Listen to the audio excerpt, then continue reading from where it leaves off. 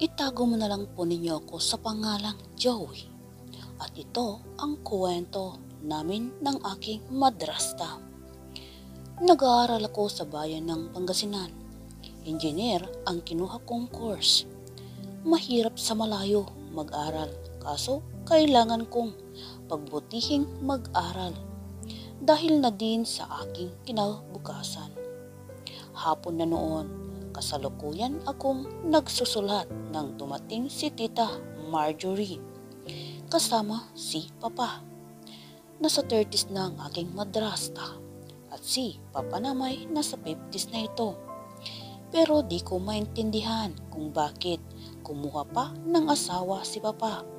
Kung tutuusin, kaya namin itong buhayin mag-isa. Kaso yun nga, di din naman may bigay ang kasayahan nito.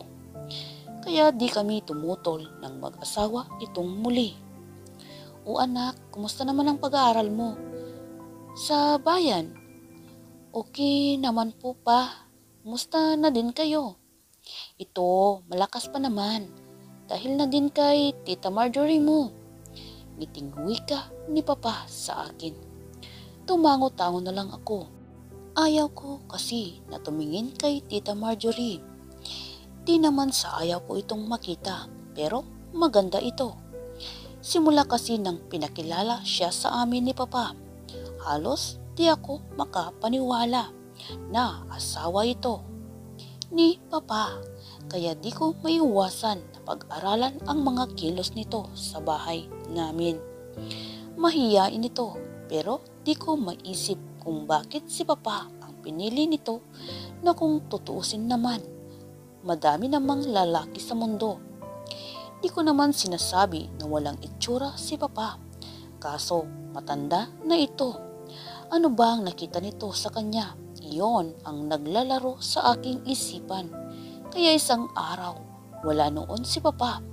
Inaya ng barkada, pumunta sila sa playa. Dalawa lang kami ng aking madrasta ang naiwan ng bahay. Bakit ganyan ka makatingin sa akin, Joey? May problema ba? Masaya ka ba sa aking ama? Or nagkunwa ko na riyan ka lang?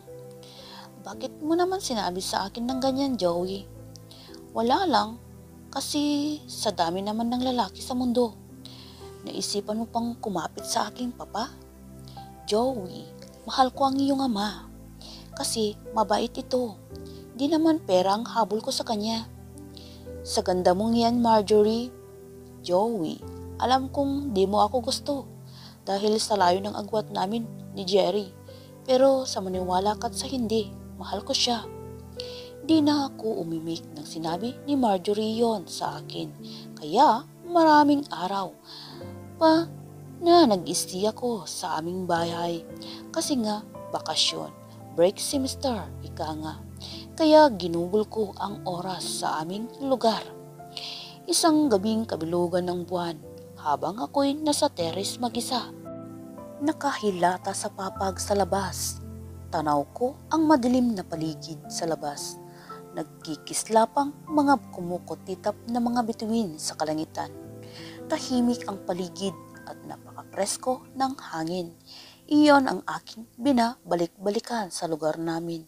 Nang biglang may naakita akong tao sa terrace. Nakaupo ito, di ako maaring magkamali. Ito ang aking Tita Marjorie, ang aking madrasta. Marjorie, dito ka pala, malamok dito. Mukhang may iniisip ka. Wala ito, Joey. Okay, sinabi mo eh. Joey, bakit Marjorie? Pumunta ako sa tabi ni Marjorie at nakipagkwentuhan. Tinitigan kong mabuti si Marjorie. Sa totoo lang, maganda si Marjorie sa malapitan. At ngumiti pa ito sa akin. Marjorie, ang ganda mo. Napakaswerte ni Ama dahil napakabuti mo. Salamat, Joey. Walang anuman yon, Marjorie. Ako na may nahimasmasan at bumalik na sa loob ng bahay. Sa di ko alam, nagkakaroon ako ng paghanga sa aking madrasta. Kaya kinabukasan, nagmamadali na akong nagligpit ng gamit. Paalis na ako't babalik sa bayan.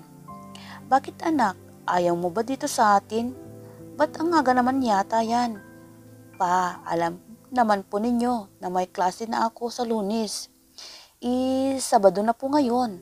Oo nga pala, tawa ni Papa sa akin. Kaya, niyakap kong mahigpit si Papa bago ako dali-daling sumakay ng tricycle. Di na ako nagpaalam kay Tita Marjorie. Wala siya ng mga oras na yon. Kaya dumaan ang mga araw. Wala akong balita sa amin dahil break semester uli. Di ako nagbakasyon doon. Gusto kong makatapos ng pag-aaral. Kinuha ko lahat ng subject sa next sem. Kaya mga taon ang lumipas. Nakatapos na din ako't graduate. Pero sumambulat ang isang balita ng aking mahal na amay. Wala na. Kaya dali-dali akong bumalik sa aming bayan. Kita ko si ama, tahimik na ito't natutulog. At nakaupo si Tita Marjorie sa tabi nito. Di nagsasalita. Siya ang rason kung bakit ayaw ko nang umuwi sa amin. Pero heto siya ngayon sa harapan ko't mataman akong tinitigan. Kumusta ka na, Joey? Ito, okay naman. Gusto ko sana na ipagmalaki ako ni Papa, pero wala na siya. Kasalanan ko ang lahat. Joey, wala kang kasalanan dahil matagal nang nilihim ng iyong ama ang iniinda nito sa kanyang katawan. Marjorie, pero bakit? Mahal ka ng iyong ama, kaya ayaw kanyang malungkot. Salamat Marjorie sa pag-aalaga mo sa kanya. Wala yun, Joey. Napakabait ng iyong ama. Pero ganun talaga ang buhay. Di ko akalain na iiwan niya ako. Wika kong sabi sa aking madrasta. Kaya lumipas ang mga araw. Bumalik na ako sa bayan uli at pinagpatuloy at naghanap ng trabaho.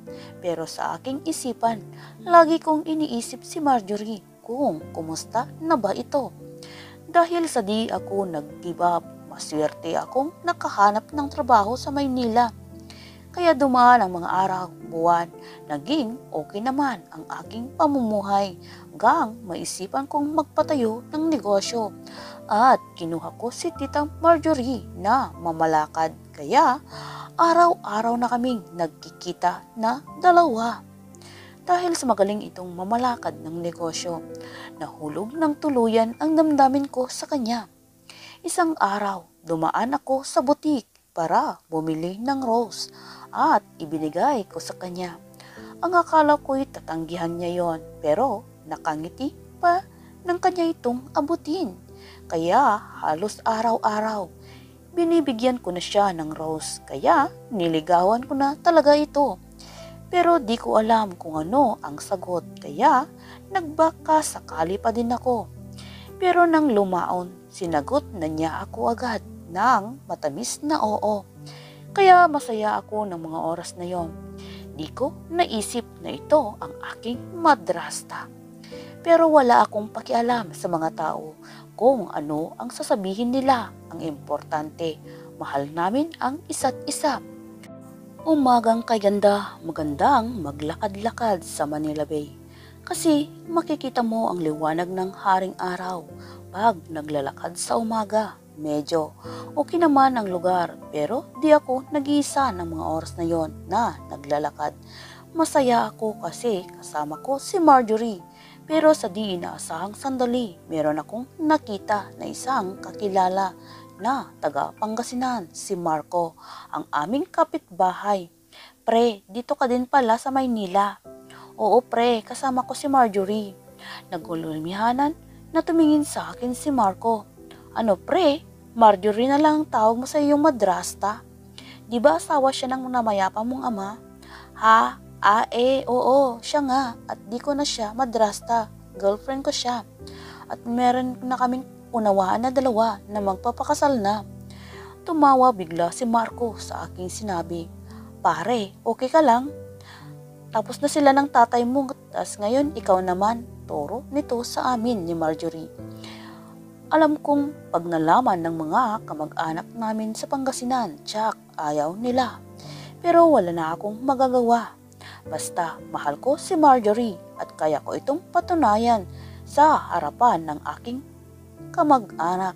Kaya sa araw na nagkita kami nila Marco, abay tama nga ang hinala ko. Samot-saring message ang natanggap ko sa aking phone. Kaya yon ang malaki kong hinarap sa madla.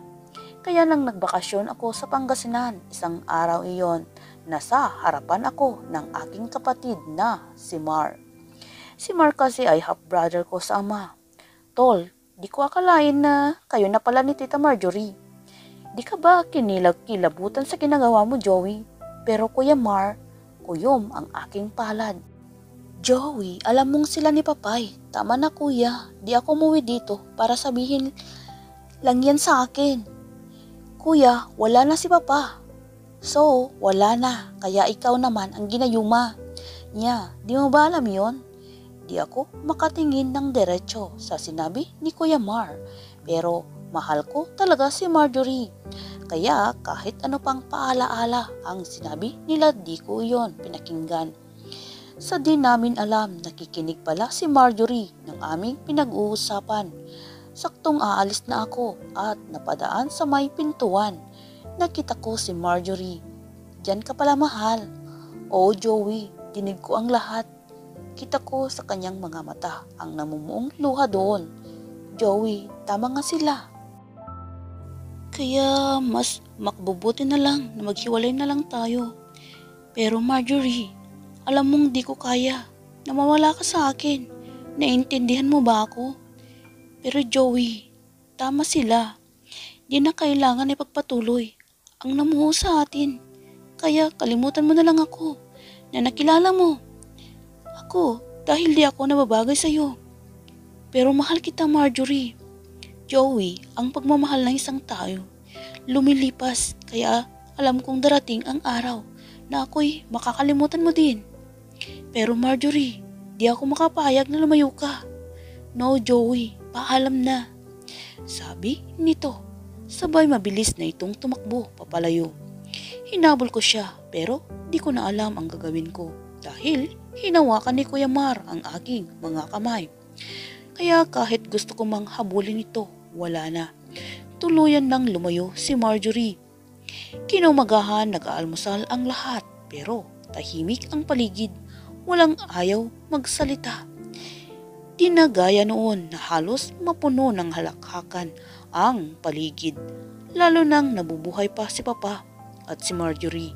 Di nga ito umuwi o nagpakita pa sa akin. Di ako makapagpigil na di magsalita, lalo na sa aking Kuya Mar. Ano kuya, masaya ka na sa ginawa mo? Joey, para sa iyo ang ginagawa ko, para mapanatag na din ang kalooban mo. Pero kuya, matanda na ako. Di na ako gaya noon na pwede mong pasunurin sa mga gusto mo. Di kami nagkaintindihan ni Kuya Mar, kaya umalis na ako sa bahay at hinanap ko si Marjorie. Pero di ko na ito nakita pang muli. Kahit ilang buwan, wala nang balita pa sa kanya kung nasaan ito. Kaya di madali sa akin ang move on gang makilala ko si Teresa. Dahil sa kahanap ko kay Marjorie, napadpad ako sa isang bar at nagiinom doon. Sir, excuse me, okay lang po ba kayo? Napatingin ako sa babae, kahawig ito ni Marjorie, kaya sa bigla ko kung tingin sa kanya. At sa dami ng aking nainom, di ko namalayan. Kasama ko na siya dahil akala ko ito si Marjorie. Nalimpungatan ako sa aking pagtulog nang may magsalita mula sa pintuan. Gandang umaga, Joey. Sino ka? Di ba ikaw yung babae sa bar? Ah, oo. Wala ka ba naalala kahit isa? Di kita maintindihan, miss. Anong Miss Joey? Teresa ang pangalan ko. Dinala mo ako dito sa inyo tas ganyan pang sasabihin mo sa akin. Okay ka lang ba? Kung di ka okay, aalis na lang ako. Wala talaga akong maalala dahil nablangko ang utak ko sa aking nainom ng nagdaan. Dahil si Marjorie talaga ang iniisip ko. At di ako makapaniwala na may kahawig ito. Isang hapon na noon, dumaan ako sa pinagtatrabahuan ni Teresa. Hi, musta ka na? Ikaw pala Joey, napasyal ka dito. Sensya ka nga pala, nablangko kasi ang utak ko. Okay lang yon Joey, at least ngayon di na ngitimuwi ka sa akin ni Teresa. Kaya nag-start doon ang aming pagkikilalanan na dalawa ni Teresa. Niligawan ko siya sa pag-aakalang mapababaling sa kanya ang pagtingin ko kay Marjorie. Pero paano ko nga ba siya makakalimutan? Kamukha ito ni Teresa, si Marjorie. Kaya nang lumaon, sinagot nga ako ni Teresa at naging on na kami. Isang umaga habang ako'y nakahilata nang biglang tumunog ang phone ko sa pag-aakalang wrong number ito. Unknown kasi ang nakalagay. Di ko alam kung bakit bigla kong sinagot. Mostly kasi pag ganon, di ko sinasagot. Pero may nagtulak sa akin na sagutin ko yon. Hello, sino po sila? Joey, si Marjorie ito. Kumusta ka na? Marjorie, ikaw ba yan? Tuwa kong wika na halos maglulundag sa tuwa. Na sa wakas, naalala pa din ako ni Marjorie na tawagan. Gusto nitong makipagkita sa akin pero may usapan kami ni Teresa na magkikita. Din kaya di ko alam ng mga oras na yon kung sino ang mas matimbang sa akin, si Marjorie ba o si Teresa. Pero nakapag-oo na ako sa dalawa na makikipagkita ako sa kanila. Mahal, okay ka lang ba? May problema ba? Wala ito mahal. Pupunta nga pala dito si Tita Marjorie. Meron daw kami pupuntahan. Mahal, sinong tita mo yun? Yun ba yung sinasabi mo na asawa ng papa mo?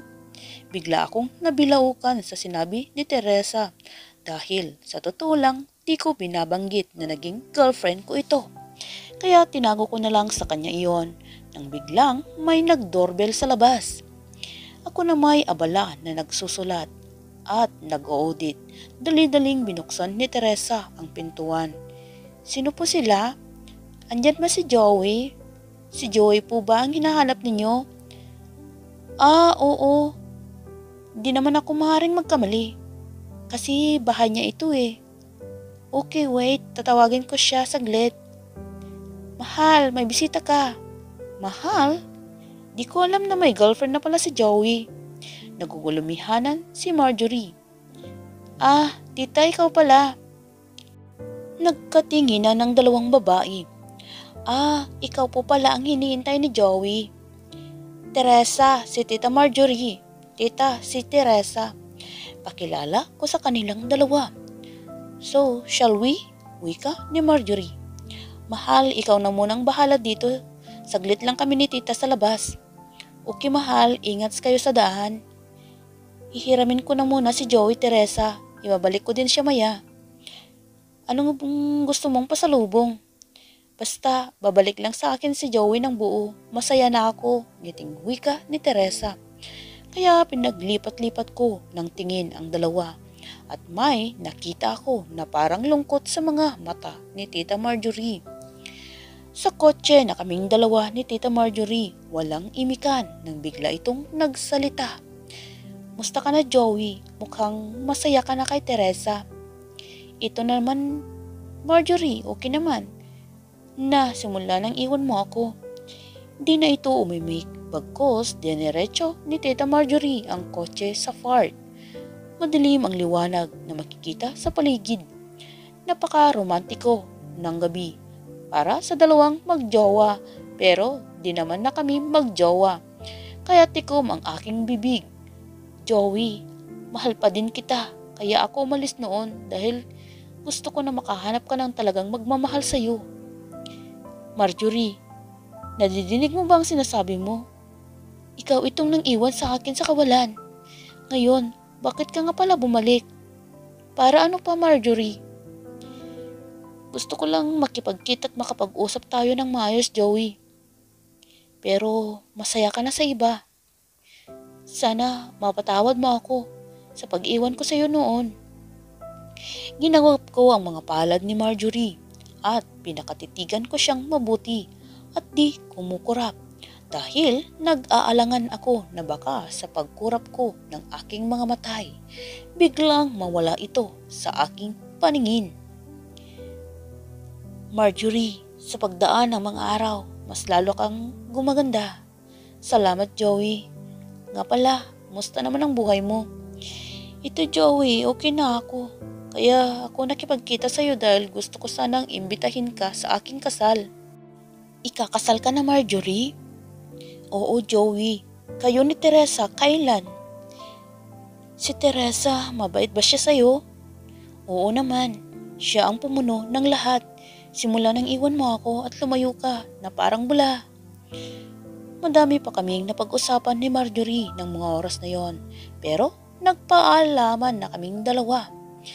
Pero nang magpaalaman na kaming dalaway, nakapagpatawaran na din at masaya ako na natagpuan na din nito ang lalaking karapat dapat sa kanya.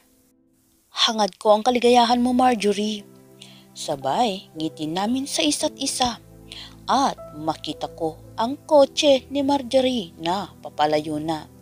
At di ko makalimutan na minsan nagkaroon ako ng isang mabait na madrasta. Hello guys, nagustuhan ba ninyo ang kwento? Salamat sa pakikinig at panunood sa bidyong ito. At shout out sa inyong lahat.